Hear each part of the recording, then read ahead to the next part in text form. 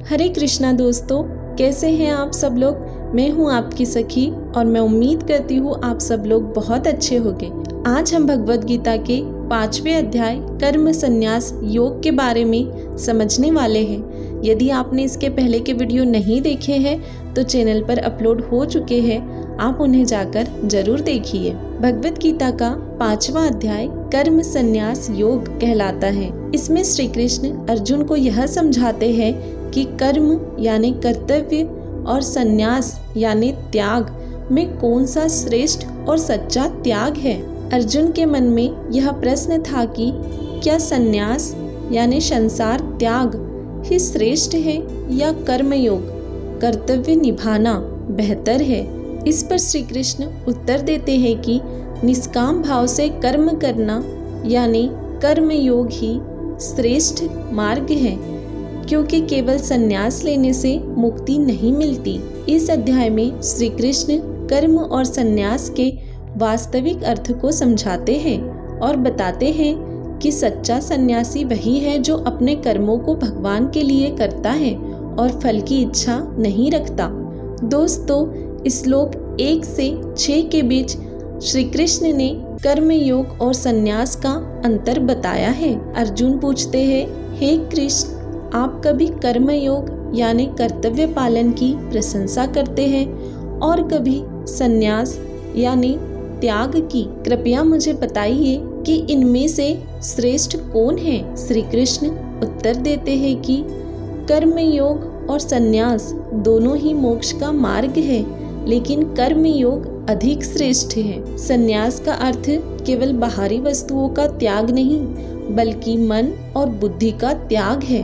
दोस्तों, श्लोक 2 अध्याय 5 का एक महत्वपूर्ण श्लोक है, जिसमें श्री कृष्ण यह बताते हैं कि संन्यास यानी त्याग और कर्मयोग यानी कर्तव्य पालन दोनों ही मोक्ष देने वाले हैं, लेकिन कर्मयोग यानी निष्काम कर्म संन्यास से श्रेष्ठ है। इसका अर्थ यह है कि केवल संसार त्यागने से मोक्ष नहीं मिलेगा, बल्कि सही भावना से कर्म करने से मोक्ष प्राप्त होगा। श्लोक 7 से 12 के बीच श्री कृष्ण बताते हैं कि जो व्यक्ति अपने कर्मों को भगवान को समर्पित कर देता है वही सच्चा सन्यासी है। कर्मयोगी वही व्यक्ति होता है जो संसार में रहते हुए भी उसके बंधनों से मुक्त रहता है। वह कर्म तो करता है, लेकिन उसमें अहंकार और स्वार्थ नहीं होता। दोस्तों, भगवद गीता के 5वें अध्याय में श्लोक 10 एक महत्वपूर्ण भूमिका रखता है, जिसमें श्री कृष्ण यह बताते हैं कि जो व्यक्ति अपने कर्मों को भगवान को समर्पित करके करता है और आसक्ति को त्याग देता है, वह पाप से प्रभावित नहीं होता। वह जल में कमल के पत्ते की तरह रहता है, और जो जल में रहकर भी गीला नहीं होता वह जल में कमल के पत्ते की तरह रहता है, जो जल में रहकर भी गीला नहीं होता। इसका मतलब यह है कि संसार में रहकर भी व्यक्ति कर्म योग के द्वारा मुक्त हो सकता है। श्लोक 13 से 17 के बीच कर्म का सही दृष्टिकोण बताया गया है। श्री कृष्ण बताते हैं कि सच्चा त्याग यह नहीं कि व्यक्ति कर्म करना ही छोड़ दे, बल्कि सच्चा त्याग यह है कि वह अपने कर्मों को भगवान को समर्पित कर दे। आत्मज्ञानी व्यक्ति समझता है कि मैं कुछ नहीं करता, केवल भगवान ही सब कर रहे हैं। ऐसा व्यक्ति संसार में रहते हुए भी मुक्त होता है। दोस्तों, एक महत्वपूर्ण श्लोक 13, जिसमें श्री कृष्ण बताते हैं जो व्यक्ति अपने सभी कर्मों को मन से त्याग देता है वह सुखपूर्वक जीता है। वह समझता है कि यह शरीर यानी 9 द्वारों वाला नगर केवल एक साधन है और आत्मा वास्तव में कुछ नहीं करती। इसका अर्थ यह है कि व्यक्ति को अपने कर्मों में अहंकार नहीं रखना चाहिए और उसे भगवान के कार्य के रूप में देखना चाहिए। श्लोक 18 से 26 के बीच सच्ची मुक्ति का मार्ग बताया गया है।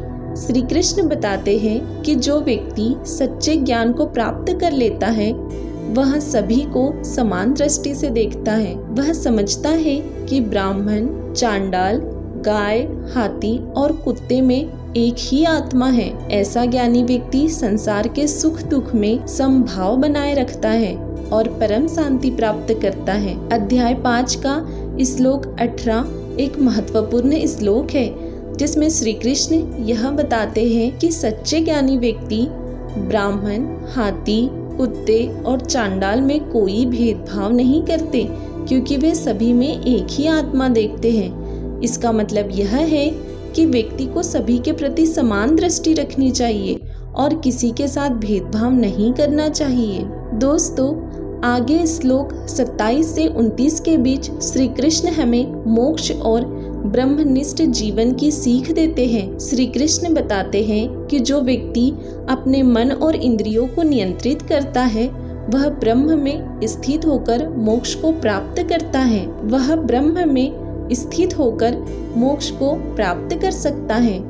उसे न सुख की इच्छा होती है न दुख का भय। ऐसा व्यक्ति सच्ची शांति और आनंद को प्राप्त करता है।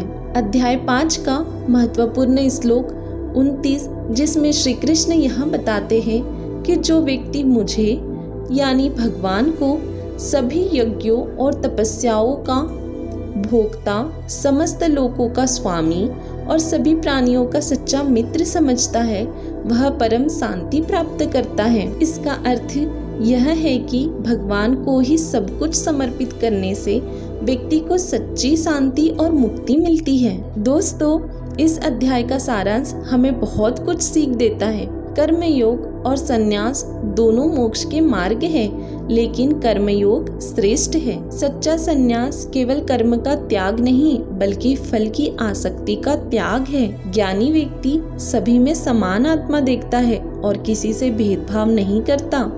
इंद्रियों और मन को नियंत्रित करने वाला व्यक्ति सच्ची शांति और मोक्ष प्राप्त करता है। भगवान को समर्पित होकर कर्म करने से ही व्यक्ति मुक्त हो सकता है। दोस्तों, भगवत गीता के अध्याय 5 से हमें बहुत कुछ सीखने को मिलता है। जैसे त्याग का अर्थ केवल संसार छोड़ना नहीं बल्कि मन से इच्छाओं को त्यागना है। कर्म करना जरूरी है, लेकिन उसे भगवान को समर्पित करना चाहिए। ज्ञान प्राप्त कर लेने के बाद व्यक्ति को सभी में समानता दिखने लगती है। इंद्रियों और मन पर नियंत्रण करके व्यक्ति शाश्वत शांति प्राप्त कर सकता है। भगवान को समर्पण ही सच्ची मुक्ति का मार्ग है।